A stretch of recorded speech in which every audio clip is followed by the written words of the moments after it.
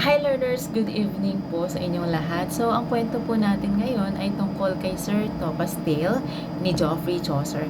So, maliit lamang po ito, very short. Ito yung pinaka maikling na gawa po ni Geoffrey Chaucer dahil nga sinita siya ni Harry Bailey. Siya yung pinaka-host doon sa Pilgrims. And ang kwento na ito ay, ang bida natin ay si Sir Thopas.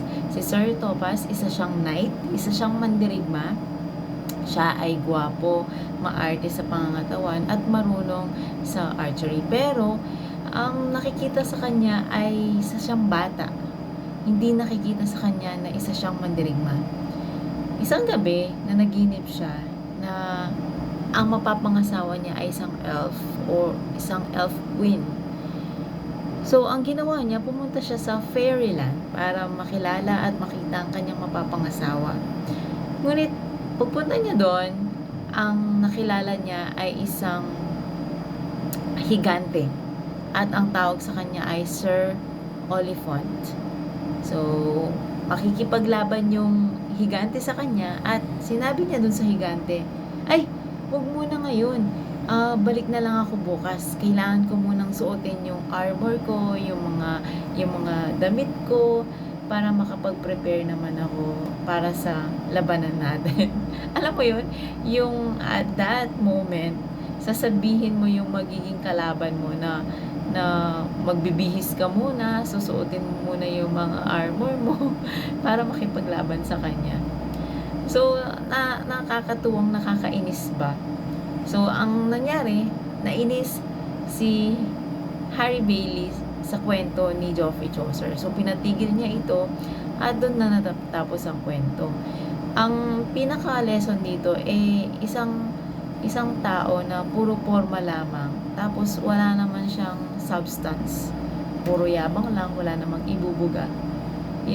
May mga tao kasi na nagmamayabang, like, ipinagmamayabang kung ano ang meron sa kanya. Ay, marami akong sasakyan, marami akong bahay, lupa, ganyan.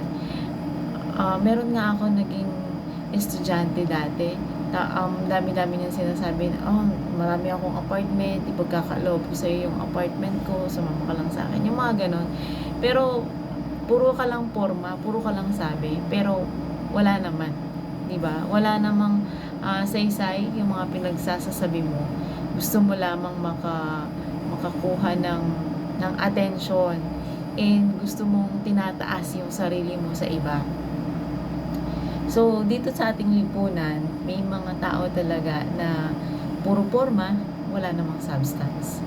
At dito rin pinapakita ni Geoffrey Chaucer yung pagiging mapagkumbaba niya. Kasi may mga kwento talaga na, alam mo yun, hindi siya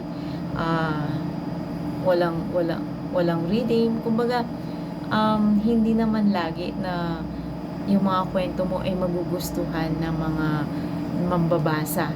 Meron talaga na i-discriminate at hindi nila gusto. Pero you have to respect that. And kailangan mong magpakumbaba. Kailangan mong makita na hindi lahat ay gusto nila sa'yo.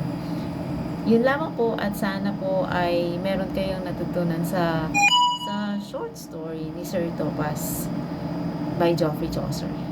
Magandang gabi. Bye-bye.